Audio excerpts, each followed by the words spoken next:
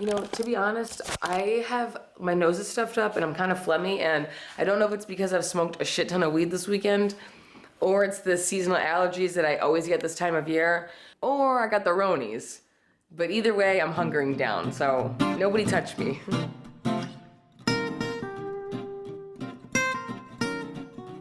Hi, welcome to Angel's Anything Show, and we're here. It's Saturday night, and we're at home.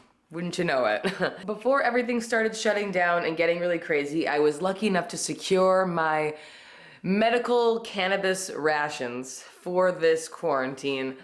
And I want to make a batch of butter because you got to have all the tools at your disposal when you're in a time of crisis. I've realized that I've made a lot of videos for you with making food related things with weed, but I've never actually told you how to make the butter itself. I'm not going to get into a whole thing about decarbing your weed and making it into coconut oil. So making cannabutter is not hard, it's just a long process, but I have experimented with many different ways to do it, and I think I finally have the best method. The first part is you have to decarb your weed. So decarbing the weed, or decarboxylation, is when you heat it up in the oven to activate the THC and get the most out of the weed before you start infusing it into the butter. You're kind of just like slowly roasting it in the oven. Here's what you're gonna do, here's what you're gonna need. If you really wanna be precise, you can use a scale. I would recommend it, I guess, but you know, it's not that big of a deal.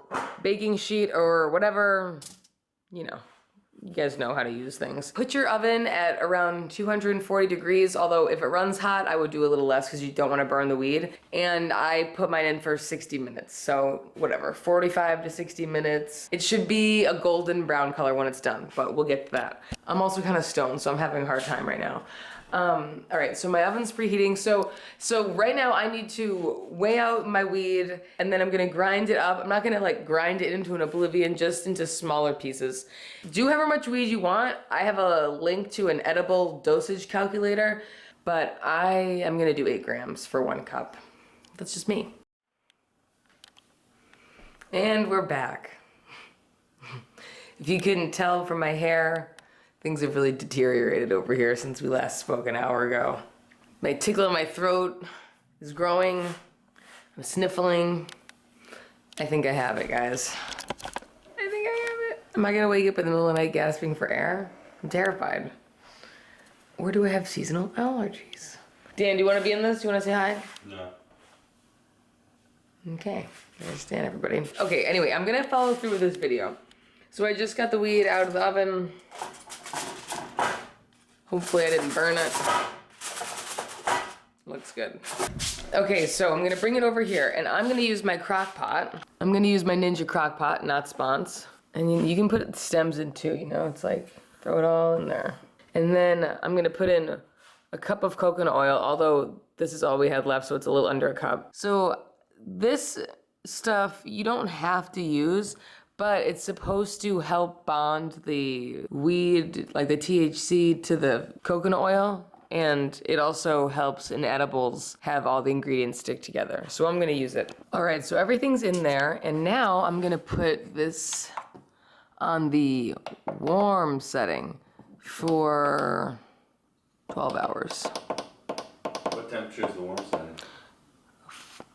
Funny you should ask that, Dan. The warm setting is right around 158. I look really bad. I'm fucking stoned. I need to go to bed. The warm setting is right around 158 degrees. I looked it up on the Ninja website, and that is the exact temperature, like 160, that you want it to be at for it to like marinate all together but not burn or anything. And I think that you could do this with butter, with olive oil, with whatever, because it's such a low and slow temp. So I think it would be fine. So you might also be thinking, should I add water to this? Because it looks like there's not that much coconut oil for the surface area, but it's actually fine. The first time I did it, I could hardly sleep because I kept worrying all night that I was gonna set the house on fire.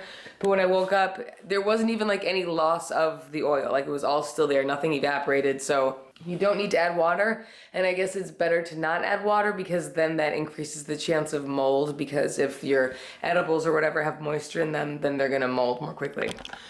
I am a scientist. I am a weed scientist. Basically, I'm just gonna let this sit. You could let it sit 8 to 12 hours, so why not do 12, you know? Let it do its thing, and then I'll see you tomorrow for the next phase.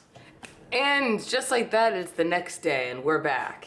Okay, so as you've probably been able to tell from your own home, nothing caught on fire, just like I promised. That still is hot and I just burned myself. So here we go. No coconut oil loss at all, which is great. Hey, all you cool cats and kittens. It's Angela from the future. So, here's what you do. Wait for your coconut oil to cool, and then line a strainer with cheesecloth and pour the coconut oil into it. And you're gonna wanna get all the oil out, so you probably have to use a spatula or something and scrape them sidewalls and get it all out. Every last drop. Every last drop counts. Okay, Dan's staring at me.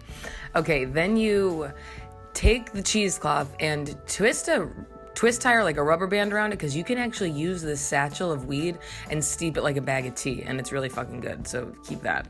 And then once you satchel it up, you're gonna want to squeeze the living daylights out of it. Squeeze! Harder! Harder! All right, so after all the straining and squeezing, you'll end up with something that looks like this. If I can get it to focus. The fucking camera sucks! Look at those legs. Look at those legs. So yeah, we're just hanging out. How you guys doing? Hopefully you're doing okay. This motorcyclist doesn't know there's a pandemic. Hopefully by the time this video comes out, we're not all dead or under martial law or rioting in the streets. Anyway, thank you for watching this episode of Angel's Anything Show. See you next time. Goodbye.